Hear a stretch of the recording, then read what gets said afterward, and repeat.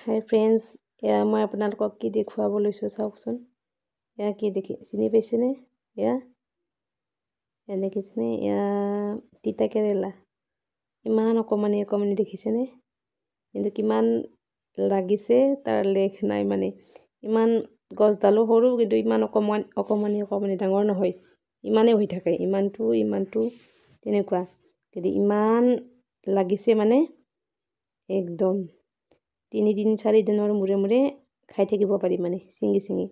আৰু অকণমানি সৰু পোৱালিৰ নিচিনা সেনেকুৱা আছে মানে, সেনেকুৱা লাগি আছে মানে।